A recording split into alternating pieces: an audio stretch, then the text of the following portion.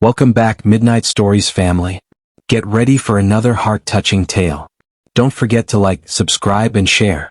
Now let's dive into today's story. The soft hum of the television barely masked the quiet rustling in the other room. John sat in his favorite recliner, the weight of the day settling heavily on his shoulders. It had been a long week, filled with the usual chaos of work and household routines. Tonight, however, something felt off, an almost imperceptible shift in the atmosphere. As he reached for his reading glasses to skim the evening newspaper, his phone buzzed on the side table. The sound was sharp, cutting through the stillness. He glanced at the screen, expecting a mundane update or a reminder, but what he saw made his hand freeze mid-air. It was her phone, not his. A message had popped up on the screen, the preview unmistakable: "Can't wait to see you again. Last night was incredible." The message sender's name was disguised with an innocuous initial, J, but the words were far from innocent. His breath caught as a wave of unease spread through him. He wanted to dismiss it, to convince himself it was a mistake or some harmless misunderstanding. But the voice in his head whispered otherwise, urging him to uncover the truth. Rising from the chair, he moved toward the hallway, where the faint sound of her laughter trickled in from the other room. His heart pounded as he noticed her phone lying on the kitchen counter, unlocked and vulnerable. The shadows in their living room seemed heavier than usual, the walls closing in as if they too harbored a secret. For over 20 years, he had trusted her without question. They had shared a life, built a home, and raised children together. What could possibly shake the foundation of that trust? With trembling hands, John picked up the phone, the faint glow of the screen illuminating his furrowed face. And in that moment he knew, his world was about to change forever. Sometimes, he thought bitterly, the truth is the one thing you wish you'd never find. John Bennett was a man of quiet strength and steady routines. At 52 he had built a life he was proud of, one filled with the kind of stability that only years of hard work and sacrifice could bring.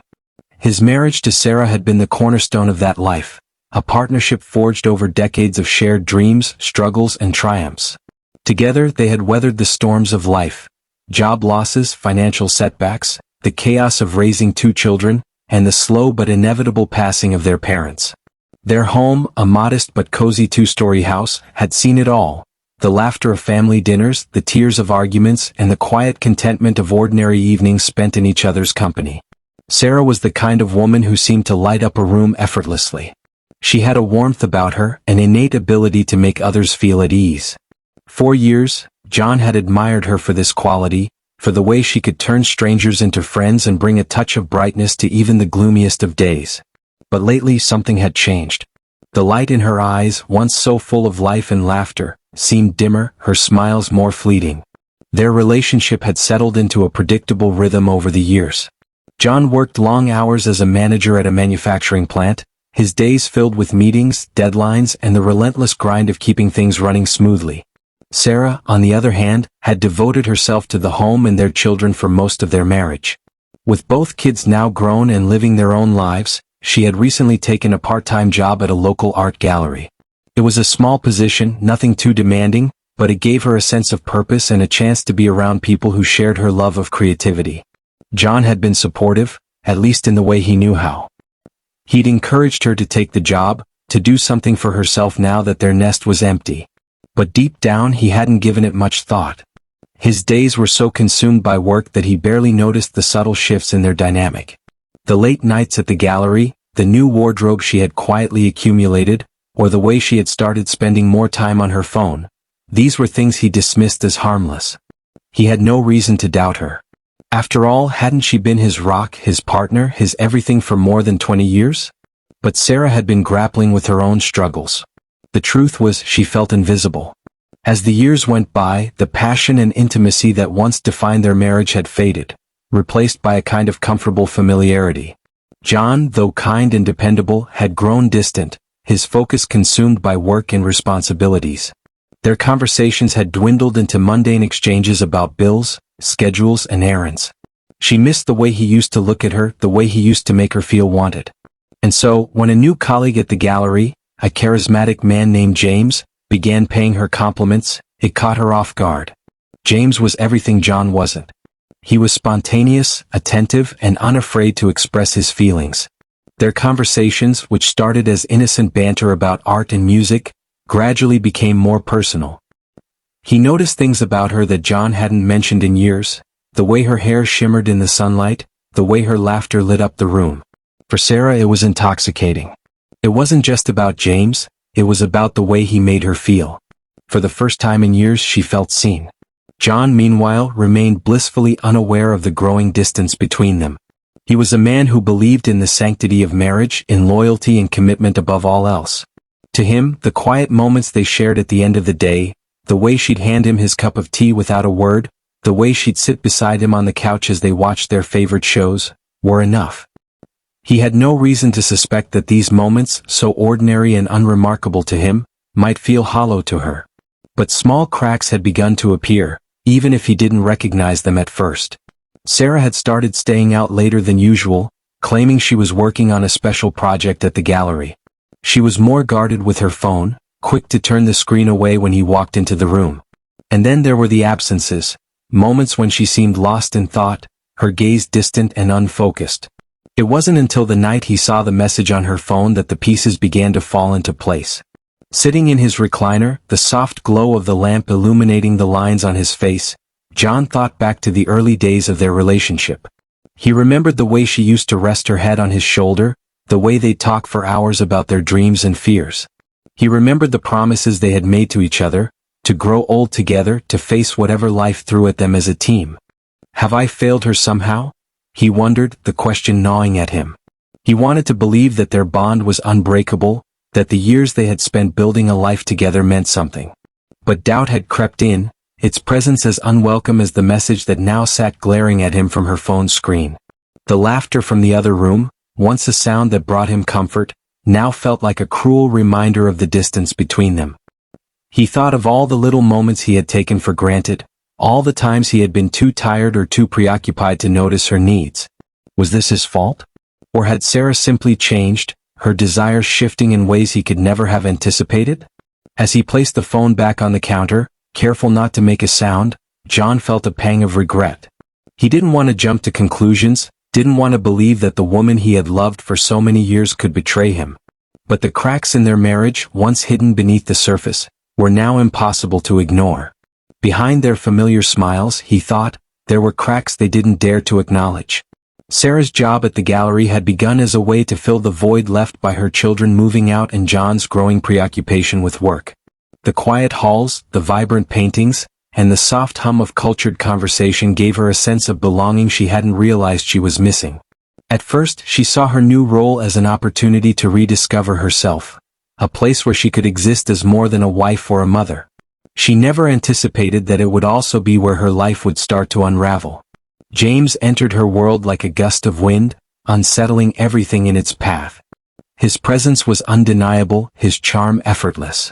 From the moment he walked into the gallery, he carried himself with a confidence that turned heads, including Sarah's.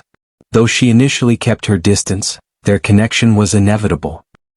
His smile was warm, his humor disarming, and his genuine interest in her thoughts made her feel seen in a way that John hadn't managed in years. Their first meaningful conversation occurred over a piece of abstract art. Sarah stood studying the painting, its chaotic swirls of color a stark contrast to the ordered life she had always tried to maintain.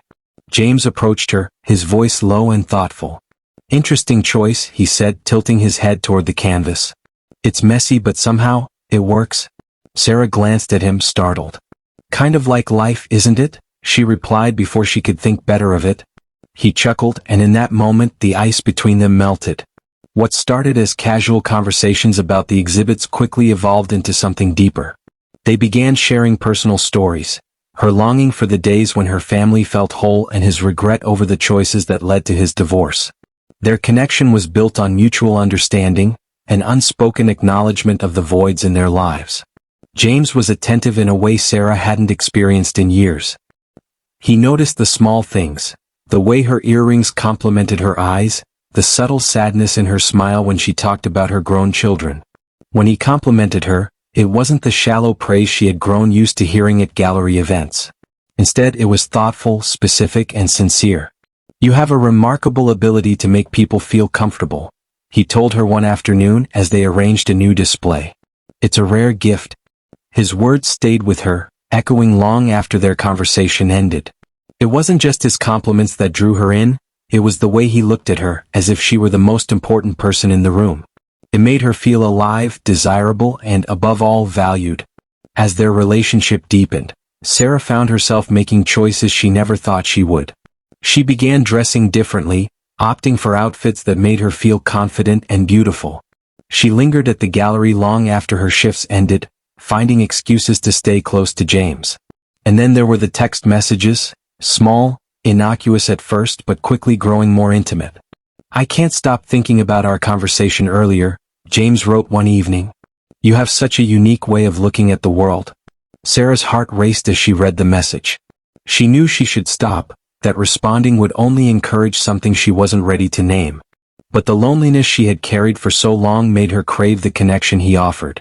She replied, telling herself it was harmless. Their secret meetings began to take on a life of their own. Coffee breaks turned into lingering lunches, where their conversations grew more personal, their laughter more intimate. James shared stories of his youth, his struggles with self-doubt, and his fears about never finding happiness. In return, Sarah opened up about her marriage, the monotony that had crept in, and her longing for something more. The more time they spent together, the harder it became for Sarah to ignore the growing tension between them. It wasn't just emotional, it was physical. She caught herself glancing at his hands as he gestured, wondering what it would feel like if he touched her. She noticed the way his cologne lingered in the air after he walked past, the way his smile made her heart skip a beat. At home, the distance between Sarah and John grew wider. She became more guarded, her guilt manifesting in the form of irritability and withdrawal. John, ever the creature of habit, noticed the changes but chose to ignore them, convincing himself that Sarah was simply adjusting to her new job. He didn't want to believe that anything could threaten the foundation of their marriage. But Sarah knew better. She was playing a dangerous game, and the stakes were higher than she could bear to think about.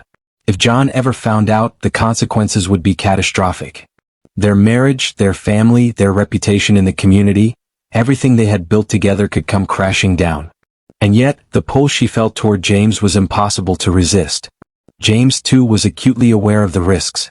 His career, his credibility, and his own moral compass were all at stake. But his feelings for Sarah had grown stronger than he had anticipated. He told himself that their connection was special, that it wasn't like the clichés he had seen in movies or read about in novels. This was real and it was worth fighting for. The night of the exhibit celebration marked a turning point. The gallery was bathed in the soft glow of dimmed lights, the atmosphere intimate and charged. James poured them each a glass of wine, his movements deliberate as he handed Sarah her drink. Their fingers brushed briefly, sending a shiver down her spine.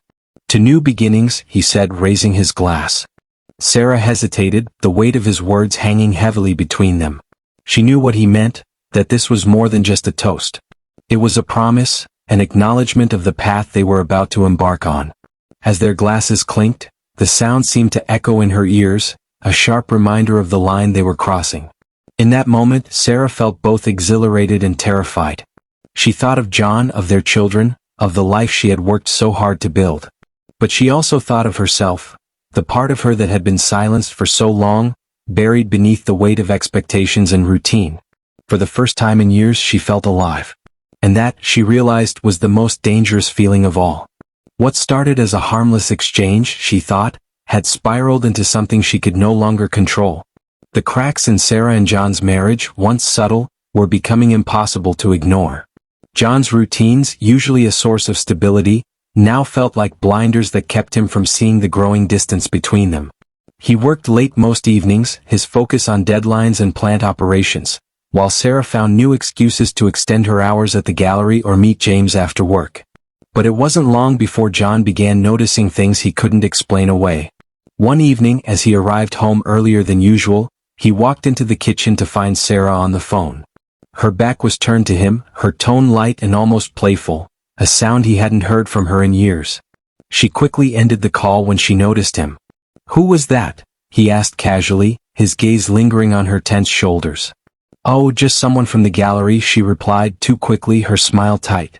"We're planning the next exhibit?" It seemed plausible enough, but something about the way she avoided his eyes gnawed at him.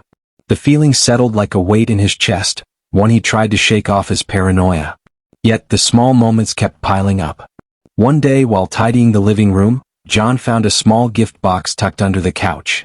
It was wrapped neatly, the kind of thoughtful presentation Sarah always loved.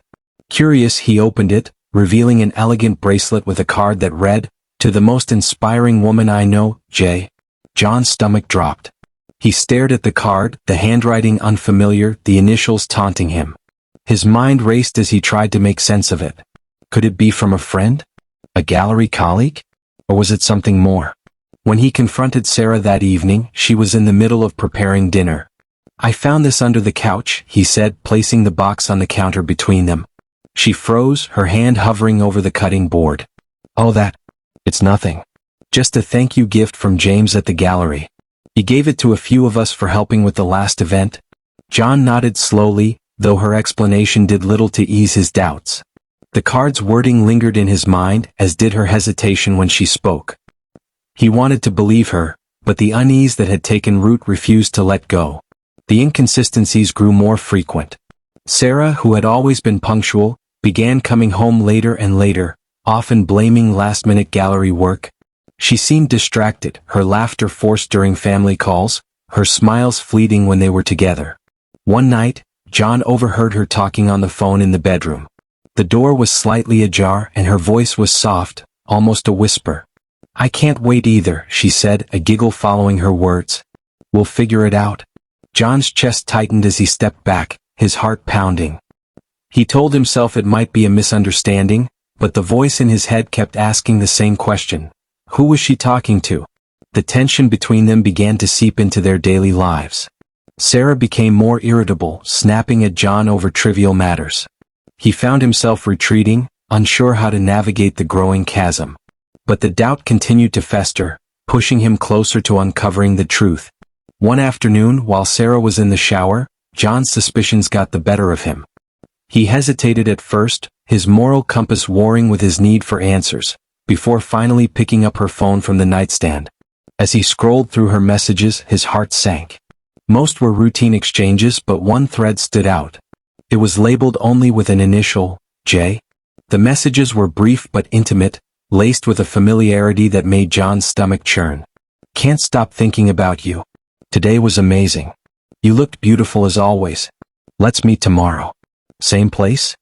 John set the phone down as if it burned his hand, his breath shallow. The confirmation he had dreaded was staring him in the face. Meanwhile, Sarah was beginning to feel the weight of her choices. The thrill of her relationship with James was slowly giving way to a gnawing guilt. She caught herself watching John during dinner, noting the lines of worry etched on his face, the quiet way he carried himself. She knew she was hurting him even if he didn't yet know why. But every time she thought about ending things with James, her resolve faltered. He made her feel alive, something she hadn't felt in years. James, on the other hand, had grown bolder. He began texting her more frequently, sometimes even during the hours he knew she'd be home with John. "Can't wait to see you again," one message read, arriving just as she and John were watching a movie together. Sarah quickly silenced her phone, her heart racing as she forced herself to laugh at the screen. John glanced at her, his brow furrowing slightly, but he said nothing. Their meetings became riskier. One evening, James suggested they go for a drive instead of their usual coffee shop rendezvous. They parked near the outskirts of town, far from prying eyes. As they sat in the car, talking and laughing, Sarah felt a mix of exhilaration and dread. The intimacy between them was undeniable, but so was the danger. "What if someone sees us?" she asked, her voice tinged with worry. "Let them," James replied, his hand brushing hers. "I don't care who knows. You're worth it." His confidence both thrilled and terrified her. She wanted to believe him, to lose herself in the fantasy he offered, but the reality of her life was never far from her mind. John's doubts turned into quiet investigations. He started paying closer attention to Sarah's schedule, her phone habits, even her expressions when she thought he wasn't looking. One evening, while Sarah was in the shower, he noticed her purse on the kitchen counter. Inside he found a folded note. "Sarah, you mean more to me than words can say. I don't know where this will lead, but I know I can't imagine my life without you.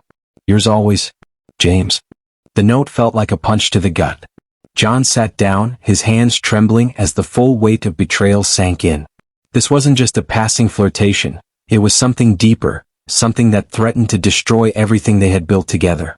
With every unanswered question, John thought, his doubts grew stronger, and so did the cracks in their fragile peace.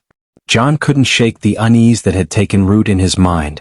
The inconsistencies, the misplaced smiles, the hushed phone calls, they all pointed toward a truth he wasn't ready to face. Yet, the note he found in Sarah's purse was the final nail in the coffin. No longer could he dismiss the gnawing feeling as paranoia or overthinking. The betrayal was real and it demanded action. That evening, as Sarah prepared dinner, John sat at the kitchen table, his gaze fixed on the note he had carefully placed in front of him. The words burned into his mind, each letter a dagger to his heart. He waited, the weight of his silence palpable, until Sarah finally turned to face him. "What's wrong?" she asked, her voice wary. John held up the note without a word. The color drained from Sarah's face as she froze, the knife in her hand trembling slightly. "Do you have something you want to tell me?" John's voice was calm, but the undercurrent of pain was unmistakable. Sarah opened her mouth, but no words came out. The truth was written all over her face, in the tears welling up in her eyes, in the way her hands clenched into fists at her sides. She didn't need to speak for John to know the answer. "How long has this been going on?" he asked, his voice breaking. "And don't lie to me, Sarah. Not now." Her shoulders sagged as the weight of her actions crushed her. "It wasn't supposed to be like this," she whispered. "I didn't mean for it to happen." "Didn't mean for what to happen?" John pressed, his anger rising. "Didn't mean to meet him? Didn't mean to let him into our lives? Or didn't mean for me to find out?"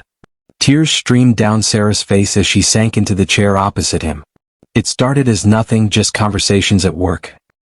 He made me feel something I hadn't felt in years. I was lonely, John. You were always busy, always tired, and I felt invisible." John's fists clenched as he listened, his mind flashing back to all the moments he had missed. The late nights at the office, the weekends spent catching up on sleep instead of spending time with her.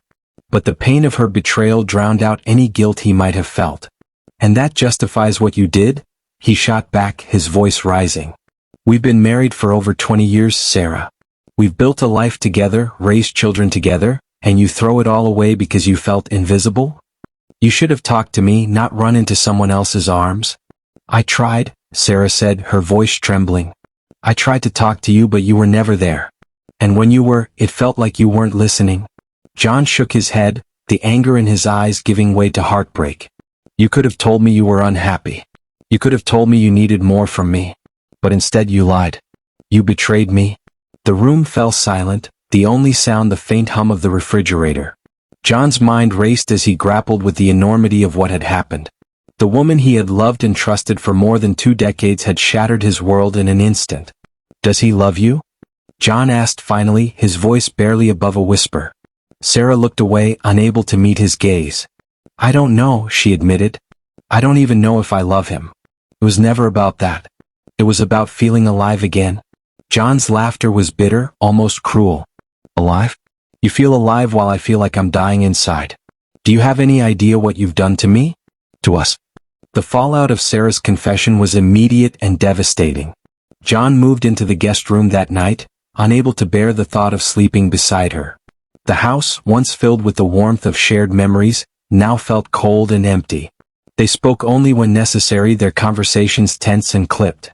John began distancing himself emotionally, throwing himself into work as a way to escape the pain.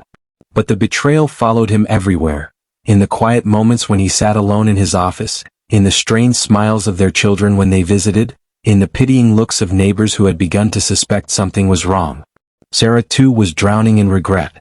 She tried to reach out to John, to explain, to apologize, but her words felt hollow even to herself.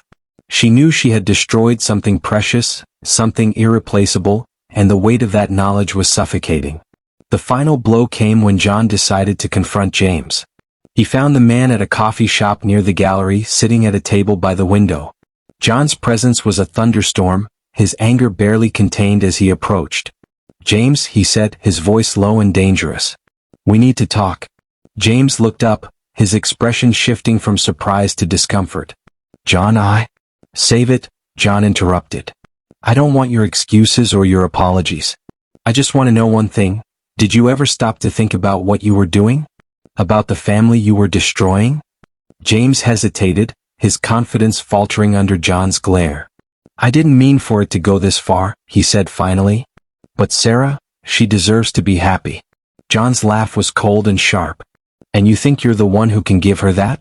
You think you can replace 20 years of marriage with a few stolen moments? You're nothing but a selfish coward. Before James could respond, John turned and walked away, his hands trembling with rage.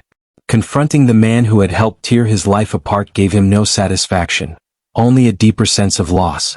Back at home, John and Sarah faced a decision neither of them was ready to make. The trust they had built over decades was gone, replaced by a chasm that seemed impossible to bridge. What do we do now? Sarah asked one evening, her voice small and uncertain. John sighed, the weight of the question pressing down on him. I don't know, he admitted.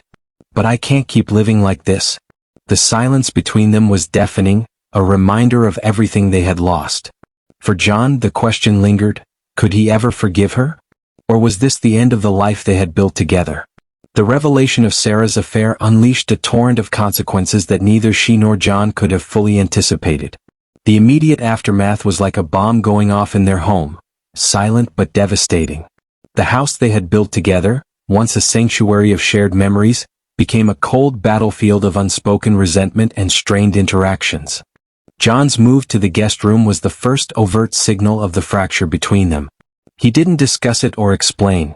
He simply gathered his pillow and a blanket, retreating to a space where he could be alone with his anger and heartbreak. The sight of Sarah's wedding ring on the nightstand the next morning, carelessly discarded, made his stomach turn. The symbol of their vows now felt like an empty promise. Sarah, on the other hand, found herself living in a state of constant regret and self-loathing. She had thought the affair would fill the emptiness she had been feeling, but instead, it had created a void so vast it seemed impossible to bridge. Every glance at John, every strained silence, reminded her of the irreparable damage she had caused. She tried to speak to him, to explain herself, but her words always faltered under the weight of his cold, distant gaze. Family fallout. The cracks in their marriage didn't remain confined to their home. Their two adult children, Claire and Michael, began to sense that something was wrong. Claire, the eldest and always the more perceptive, visited one weekend and immediately noticed the tension. Is everything okay between you and Dad? She asked Sarah quietly while they prepared dinner. Sarah hesitated, her hands trembling as she chopped vegetables. We're just going through a rough patch, she said, forcing a smile. Claire wasn't convinced. Mom, don't lie to me. I can see it. He barely looks at you and you're walking on eggshells around him.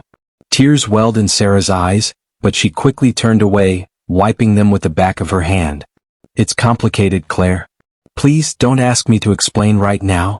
Meanwhile, John found solace in Michael, whose visits became an excuse for him to escape into projects in the garage. They spent hours together fixing an old motorcycle, a hobby they had shared since Michael was a teenager. But even in those moments, John couldn't entirely mask his turmoil. Dad, Michael said one afternoon, wiping grease from his hands, you've been different lately. Is everything okay? John hesitated, his jaw tightening. It's nothing you need to worry about, he said gruffly, unwilling to burden his son with the truth. But the truth had a way of seeping into every corner of their lives. One evening, during a rare family dinner, Claire confronted both her parents. Enough with the charades, she said, slamming her fork down. What's going on with you two? The silence that followed was deafening. John looked at Sarah, his expression hard, while Sarah stared at her plate, unable to meet her daughter's gaze. Ask your mother, John finally said, his voice cold. Claire's eyes widened and she turned to Sarah. Mom? Sarah's lips quivered as she struggled to find the words. I made a mistake, she whispered. A terrible mistake. The weight of her confession hung heavy in the air. Claire pushed back her chair, her face a mixture of anger and disbelief, while Michael sat frozen, his fork halfway to his mouth. What kind of mistake? Claire demanded. Are you saying you cheated on Dad? Sarah nodded, tears streaming down her face. I didn't mean to hurt anyone. Claire stood abruptly, grabbing her coat. I can't believe this. I thought you were better than this. Michael remained silent, his eyes darting between his parents, as if trying to make sense of what he had just heard. The social fallout. News of the affair spread quickly in their tight-knit community. John and Sarah had always been seen as a pillar of stability, a couple who had weathered the storms of life and come out stronger. But the whispers at the grocery store, the lingering stares at church, and the subtle coldness from neighbors told them that their private pain was now public knowledge. Sarah felt the brunt of it most acutely. Friends she had known for years began to distance themselves, their once friendly conversations turning strained and awkward. She found herself avoiding places she used to frequent, unable to bear the weight of judgmental glances and whispered gossip. John, though equally affected, dealt with it differently. He threw himself into work, staying late at the office and volunteering for extra projects. But no amount of distraction could erase the humiliation he felt. Every pitying look from a coworker, every sympathetic comment, was a reminder of his wife's betrayal. Confronting James again. John's anger festered, growing darker with each passing day.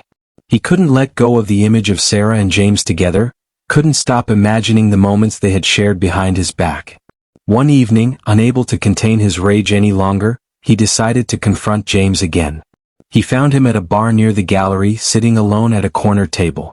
John approached with purpose, his fists clenched at his sides. "You and I aren't finished," he said, his voice low and dangerous. James looked up, his expression wary. "John, I don't want any trouble." "Tough," John snapped. "You think you can waltz into my life, destroy my family, and just walk away?" James sighed, rubbing the back of his neck. "I never meant to hurt anyone." "You didn't just hurt someone," John spat. "You ruined everything. My wife, my kids, my life, all because you couldn't keep your hands to yourself." James's shoulders slumped, his confidence completely eroded. "I'm sorry," he said, though the words felt hollow. "Sorry doesn't fix this," John said, leaning closer. "Sorry doesn't erase what you did." John turned and walked away, leaving James to sit alone with his guilt. The emotional struggles. Back at home, the emotional toll of the affair continued to weigh heavily on both John and Sarah. Nights were the hardest, the silence of the house amplifying their pain. Sarah lay awake, replaying every choice that had led her to this point, while John stared at the ceiling in the guest room, wondering if forgiveness was even possible. Sarah tried to reach out, cooking his favorite meals, leaving notes of apology on his desk. But John's walls were firmly up. Each gesture felt like a reminder of her betrayal, a bandage on a wound too deep to heal. The weight of their choices was heavier than they had ever imagined. The tension that had been simmering for weeks finally came to a boiling point on a rainy Friday evening. John had left work early, his mind plagued by an unshakable need to uncover the full truth. He drove to the gallery, parking his car across the street. From the dimly lit interior, he could see Sarah and James, their silhouettes moving in sync as they worked on an exhibit. They were laughing, their body language too familiar, too intimate for John to dismiss. He gripped the steering wheel tightly, his knuckles white. The images in his mind were sharper now, Sarah's hesitant confessions, James's smug apology at the bar. This wasn't just suspicion anymore, it was a reality he couldn't ignore. Tonight he would end it. John waited until the gallery was nearly empty before stepping inside. The sound of the rain outside muffled his footsteps as he approached the back room, where he had seen them earlier. The door was slightly ajar and their voices drifted into the hallway. "You're incredible, you know that?" James's voice was low, laced with admiration. "I don't know how I got through my days before you." Sarah's response was softer, almost a whisper. "James, we need to be careful." "I can't." Her words were cut off by the door swinging open. John stood in the doorway, his presence like a thunderclap in the small room. The shock on their faces was immediate and palpable. Sarah's eyes widened, her hand flying to her mouth, while James stiffened, his confidence evaporating in an instant. "Careful, huh?" John's voice was cold, cutting through the tension like a blade. "Don't stop on my account. Go ahead, finish your little conversation." Sarah stepped forward, her voice trembling. "John, please." "Don't," he snapped, his gaze fixed on James.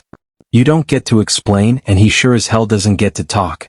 James raised his hands defensively, his expression wary. "John, listen." "Shut up," John barked, his voice echoing in the small room. He stepped closer, his fists clenched at his sides. "You've got a lot of nerve, sitting here playing the victim after what you've done." James took a step back, his confidence crumbling under John's glare. "I never meant to hurt anyone," he stammered. John's laugh was bitter, devoid of humor. "That's the thing about cowards like you. You never mean to, but you always do. You walk into people's lives, destroy everything they've built, and then pretend it's all some tragic accident." The tension in the room was suffocating. Sarah tried to intervene, her voice shaky. "John, please, let's just leave. We can talk about this at home." John turned to her, his eyes filled with a mix of anger and heartbreak. "Talk? You want to talk now? After all the lies, the sneaking around, the humiliation? Do you have any idea what you've done to me? To us?" Sarah's tears flowed freely now, her hands trembling as she reached for him. "I'm sorry, John. I never meant for this to happen." John stepped back, his voice breaking. "Don't say you're sorry. Sorry doesn't fix this. Sorry doesn't erase the betrayal or the fact that I will never look at you the same way again." He turned back to James, his anger boiling over. "And you, stay away from my wife. Stay away from my family. If I ever see you near her again, I swear." He didn't finish the sentence, but the unspoken threat hung in the air. James nodded quickly, his face pale. "I understand. It's over." John didn't wait for a response. He grabbed Sarah's arm, guiding her out of the gallery and into the rain-soaked street. They walked in silence to the car, the sound of the storm matching the turmoil in John's heart. At home. The drive home was tense and wordless, the rain drumming against the windshield like an ominous soundtrack. Once inside, John stood in the living room, his back to Sarah. She hesitated in the doorway, unsure whether to approach him or give him space. "I want the truth," John said finally, his voice low but firm. "No more lies, no more half-truths. I want to know everything." Sarah took a shaky breath, her hands clutching the edge of the couch for support. "It started months ago," she admitted. "It was just conversations at first, about art, life, things I didn't even realize I missed talking about. And then, it escalated." John turned to face her, his expression unreadable. "Did you sleep with him?" Sarah's silence was deafening. She looked down, unable to meet his gaze, and nodded. The confirmation hit John like a physical blow. He sank into a chair, his head in his hands. The silence stretched between them, heavy with the weight of unspoken pain. "I didn't mean for it to go this far," Sarah said softly, her voice breaking. "I was lonely, John. I felt invisible. But that doesn't excuse what I did. I know I've destroyed everything and I don't know how to fix it." John looked up, his eyes filled with a mix of anger, sadness, and exhaustion. "You can't fix this, Sarah. There's no going back from what you've done." The turning point. That night, they sat at opposite ends of the house, each lost in their thoughts. For John, the memories of their life together played like a movie reel in his mind. Their wedding day, the birth of their children, the quiet moments of companionship. He couldn't reconcile those images with the reality of her betrayal. For Sarah, the weight of her choices pressed down on her chest like a stone. She had traded the stability of her marriage for fleeting excitement, and the cost was more than she could bear. In the early hours of the morning, John made a decision. He walked into the living room where Sarah sat, her eyes red from crying. "I need time," he said, his voice steady but firm. "Time to figure out if this is something I can ever move past. But for now, I think it's best if we live separately." Sarah's heart sank, but she nodded, understanding that this was the consequence of her actions. "I'll give you whatever space you need," she whispered. As John packed a bag and left the house, the weight of their choices settled over both of them. The moment of truth had arrived and there was no turning back. The days that followed John's departure were heavy with silence and introspection. For both him and Sarah, the house they had shared for over 2 decades now felt like a hollow shell of its former self. The echoes of laughter, the whispers of late-night conversations, the creak of the floorboards that had once felt like home, these were now haunting reminders of what they had lost. For John, the separation provided the space he desperately needed, though it was far from comforting. He moved into a small apartment on the edge of town, sparsely furnished and devoid of the personal touches Sarah had always brought to their home. Each morning, he woke to the ache of emptiness, staring at the walls that bore no memories. It was as though he was living in the aftermath of a storm, surrounded by the debris of a life he once knew. He spent hours reflecting on the choices that had brought them here. He thought of the early years of their marriage when they had been inseparable, building their lives brick by brick. He remembered the nights they stayed up talking about their dreams, the milestones they celebrated, and even the arguments that seemed so inconsequential now. He couldn't help but wonder, had those years been a lie or had they simply lost their way? John's anger was a constant companion, but so was the deep ache of longing. Despite everything, he missed Sarah. He missed her laugh, the way she knew how to calm him after a stressful day, the quiet moments they shared when words weren't necessary. And yet, every time he thought about forgiving her, the image of her with James would flood his mind, reigniting the pain and betrayal. For Sarah, the days were an agonizing blur. She stayed in the house, surrounded by the ghosts of their shared life. Each room told a story, stories she now replayed with unbearable clarity. The living room, where they had spent countless evenings watching movies. The kitchen, where they had danced clumsily to old songs while making dinner. The bedroom, where they had whispered promises of forever. Now those memories felt like cruel reminders of her failure. She wanted desperately to reach out to John, to tell him how deeply she regretted her actions. But she knew that her words, no matter how sincere, couldn't undo the damage she had caused. She had shattered the foundation of their marriage, and it was up to John to decide whether it could ever be rebuilt. Transformation and reflection. Months passed, and in the silence of their separation, both John and Sarah began to confront truths about themselves. For John, the pain of betrayal forced him to confront his own role in the breakdown of their marriage. He had been distant, preoccupied with work, and had failed to see Sarah's growing loneliness. While he didn't blame himself for her choices, he couldn't ignore the cracks that had formed long before James entered the picture. Sarah, too, faced her own reckoning. She sought therapy, desperate to understand why she had jeopardized everything she loved. Through painful introspection, she realized that her affair hadn't been about James. It had been about filling a void within herself. She had been searching for validation, for a sense of worth she had lost somewhere along the way. But the cost of that search had been too high, and now she was left to pick up the pieces. A chance encounter. One crisp autumn afternoon, John found himself walking through the park where he and Sarah used to take their children when they were young. The sight of a couple sitting on a bench, laughing and holding hands, brought a lump to his throat. He realized how much he missed companionship, the comfort of having someone by his side.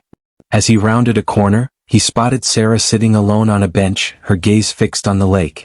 She looked different, tired perhaps, but also more introspective. She hadn't seen him yet, and for a moment, John considered walking away. But something stopped him. He approached slowly, his footsteps crunching on the gravel. Sarah turned, her eyes widening when she saw him. "John," she said softly, standing. "I didn't expect to see you here." "I didn't expect to see you either," he replied, his voice steady but cautious. They stood in awkward silence for a moment before John gestured to the bench. "Mind if I sit?" Sarah shook her head, and they sat together, the weight of their shared history hanging heavily between them. "I've been thinking a lot," John began, his eyes fixed on the water. "About us. About everything that happened." "So have I," Sarah said, her voice trembling. "I know I hurt you, John. More than I can ever make up for. But I want you to know. I've been trying to understand why I did what I did. It wasn't about you or us. It was about me." John nodded slowly, taking in her words. "I've thought about my part in this too. I wasn't there for you the way I should have been. I took you for granted, and I didn't see the signs that you were struggling. But that doesn't excuse what you did." "I know," Sarah whispered. "And I don't expect forgiveness. I just want you to know that I'm working on becoming a better person, whether or not you're a part of my life."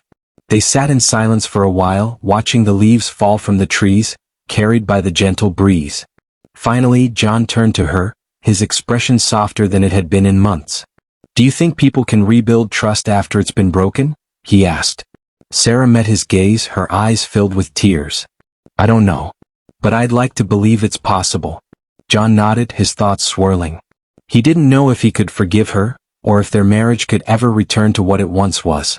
But for the first time since the affair, he felt a flicker of hope, a small, fragile spark that maybe, just maybe, they could find a way forward.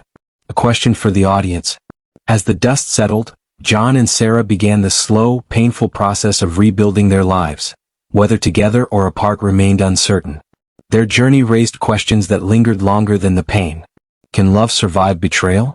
Is forgiveness a gift we give for the sake of others, or for ourselves?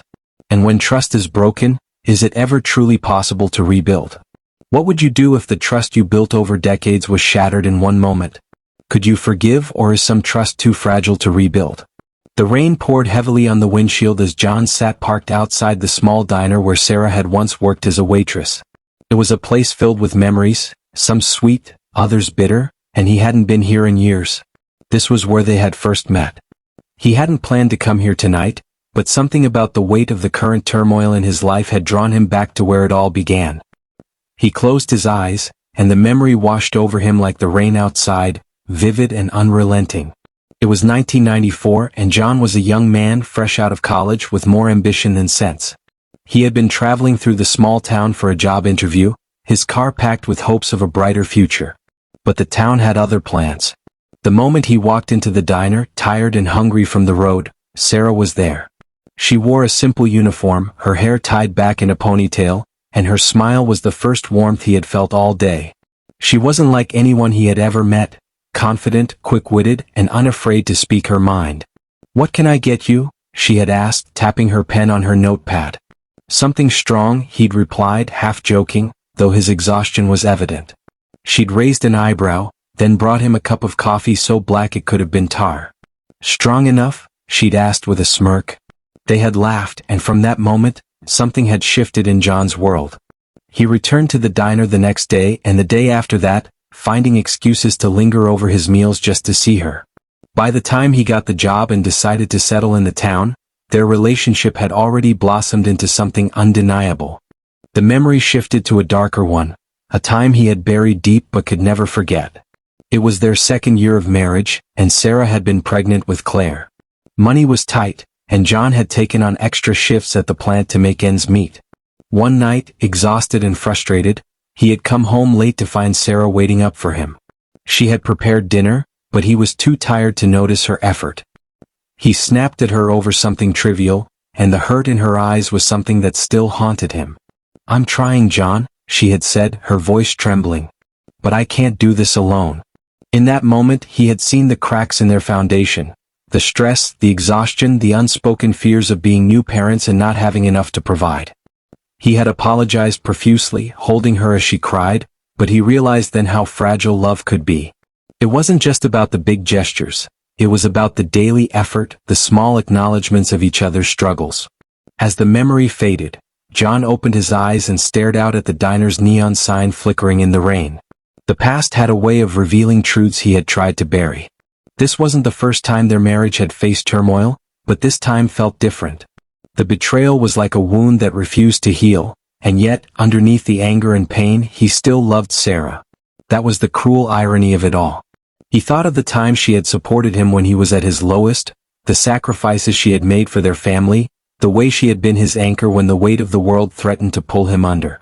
And yet, she had sought solace in someone else. Was it because he had taken her for granted? Or was it something deeper, something neither of them had the courage to confront until now? Sarah, too, was haunted by memories, one she had tried to ignore but now confronted in therapy. One session in particular unearthed a truth she had long avoided. The therapist had asked her to think back to her childhood, to the relationships that had shaped her view of love and trust. Her father came to mind immediately. He had been a charming man, the life of every party, but his charm hid a darker side. Sarah had watched her mother endure years of infidelity, turning a blind eye to his affairs for the sake of their family. As a child, Sarah had promised herself she would never be like her mother, silent, complicit, resigned. But now, as an adult, she saw the irony. In her quest to avoid her mother's fate, she had repeated a different kind of betrayal. She had sought validation outside her marriage, trying to fill a void that had been growing long before James entered the picture. The realization was gut-wrenching, and yet it brought clarity. Her actions weren't just about loneliness. They were about fear.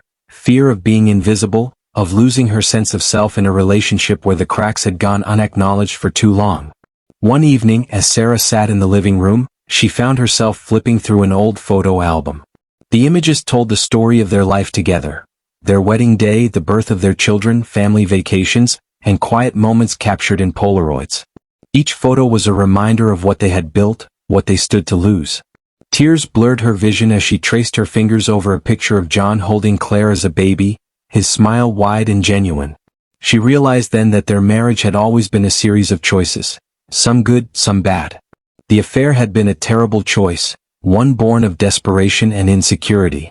But now she had another choice to make, to fight for their marriage or to let it crumble under the weight of their mistakes. The next morning, Sarah wrote John a letter. It wasn't an apology, she had said those words too many times. Instead, it was an honest account of her feelings, her fears, and her hope for the future. She wrote about their early years, the love they had shared, and the family they had built. She wrote about her regret, not just for the affair, but for all the moments she had let slip by without fighting for their connection. And finally, she wrote about her desire to rebuild, to do the hard work of repairing what had been broken. She didn't expect him to forgive her immediately, or even to respond. She only hoped he would read it and understand that her love for him, despite everything, was still there. The past has a way of revealing truths we tried to bury, John thought as he read her letter that night. It stirred something in him, a recognition that their marriage, like all relationships, was complex and flawed. It wasn't just the affair that had brought them to this point, it was the years of unspoken grievances, missed opportunities, and neglected moments of connection. John set the letter down and stared out the window, the rain tapping softly against the glass.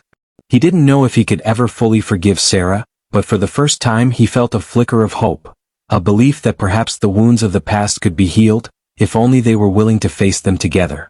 The rain continued to fall as John sat in his apartment, staring at Sarah's letter. He'd read it countless times over the past few days, the words replaying in his mind like a haunting refrain. He wasn't ready to forgive, not yet, but her honesty had stirred something in him, a faint hope that maybe, just maybe, their fractured marriage could be salvaged. Yet, the scars of betrayal ran deep, and he couldn't shake the feeling that there was more to the story than Sarah had admitted. One evening, as he wrestled with his thoughts, his phone buzzed with an unexpected call. The name on the screen made his chest tighten. Maggie, Sarah's best friend. They hadn't spoken in months, and the timing of her call felt anything but coincidental. John hesitated before answering. Hello? John? Maggie's voice was calm but tinged with urgency. I know this might be the last thing you want, but we need to talk. It's about Sarah. His grip on the phone tightened. If this is about convincing me to take her back. It's not, she interrupted. There's something you need to know. Can we meet? I'll explain everything. John's mind raced with possibilities. What more could there be? Against his better judgment, he agreed, setting a time to meet Maggie at a quiet cafe the next day. When Maggie arrived, she looked nervous, her usual confidence replaced by a somber expression. They exchanged brief pleasantries before she cut to the chase. John, I'm not here to defend Sarah, she began, stirring her coffee absently. But I think you deserve to know the whole truth. John leaned back in his chair, his arms crossed. I thought I already did. Maggie sighed, her gaze dropping to the table. Sarah told me about James months ago. She was confused, lost, but she wasn't the only one at fault. What do you mean? John's voice was low, cautious. Maggie hesitated before meeting his eyes. James isn't who you think he is. He's done this before, getting involved with married women, manipulating them when they're vulnerable. Sarah didn't tell you everything because she's ashamed, but James pursued her, John. He knew exactly what he was doing. John felt a surge of anger, his hands clenching into fists. Are you saying she's blameless? That she didn't have a choice? No, Maggie replied firmly. She made her choices and they were wrong. But James preyed on her insecurities, her loneliness. He knew how to get inside her head, to make her feel like he was the only one who saw her. He's done it before and he'll do it again. John's mind reeled. The image he had built of James, the smug, confident man who had stolen his wife, began to morph into something darker.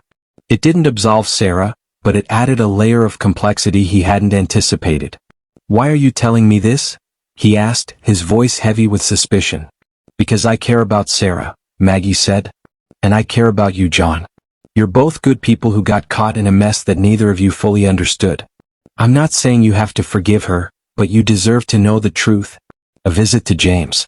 Fueled by Maggie's revelation, John made an impulsive decision.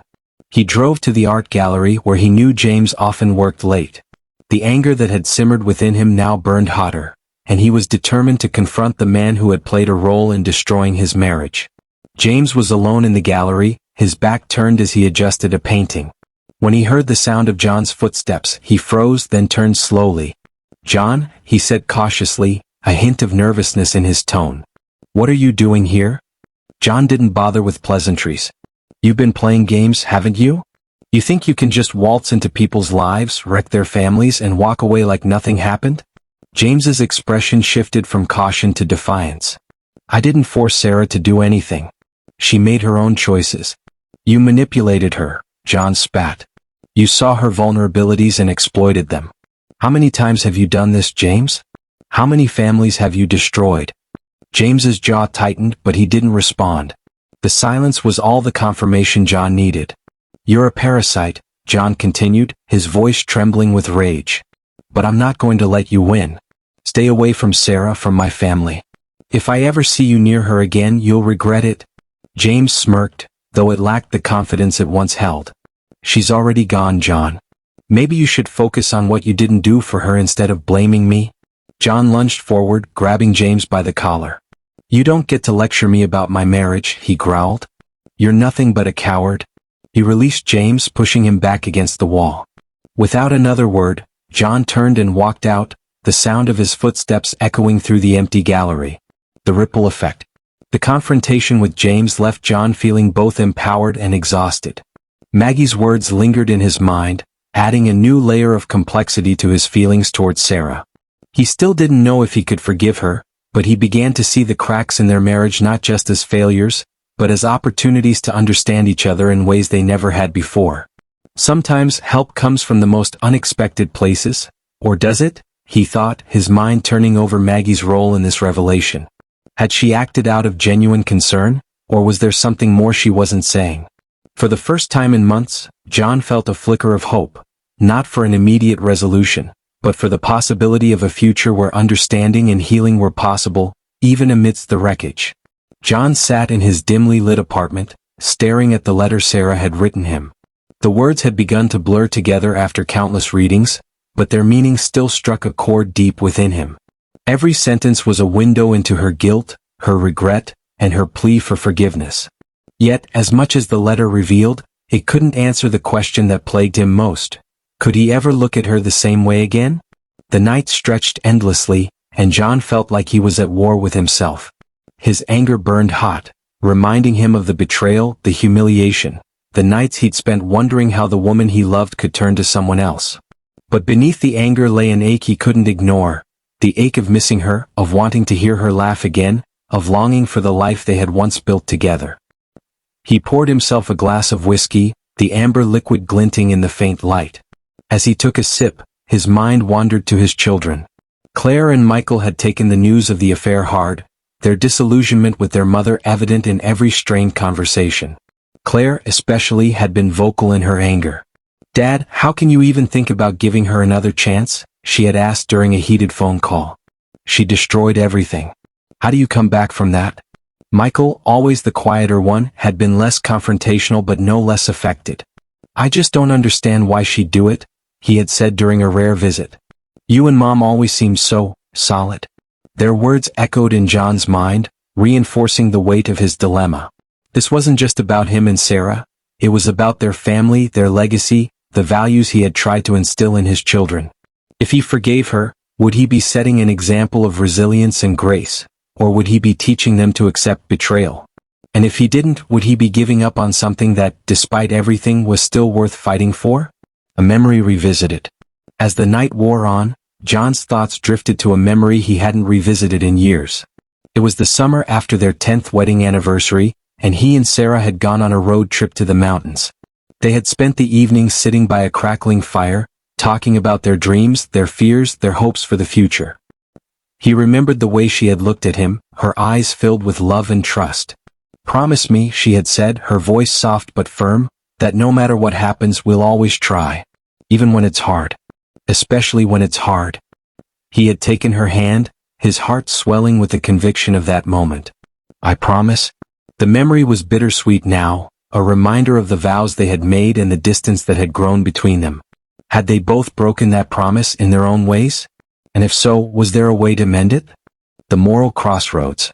The morning light seeped through the blinds as John sat in the same chair, his glass empty, his thoughts no clearer. He knew he was at a crossroads.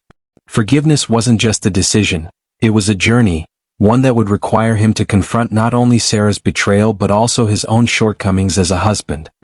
He thought of the man he had been, the man who had worked long hours, often putting his career above his family, assuming that Sarah's strength and love would always be enough to sustain them.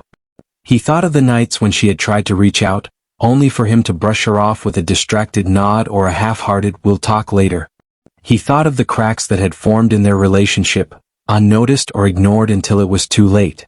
But he also thought of Sarah, the woman who had stood by him during his father's illness, who had raised their children with unwavering dedication, who had been his partner in every sense of the word until the weight of their unspoken struggles pulled them apart. Could he truly turn his back on all of that? A visit to the grave. Seeking clarity, John drove to the cemetery where his parents were buried. His father had always been a source of wisdom, a man who had faced his own marital struggles but had never given up on love. Standing before the gravestone, John felt a wave of emotion wash over him. "What would you do, Dad?" he asked aloud, his voice cracking. "Would you forgive? Would you try again?" The wind rustled the leaves of the nearby trees, as if the world itself were answering him. John closed his eyes, the weight of his grief and confusion pressing down on him. His father's voice echoed in his mind, a memory from years ago.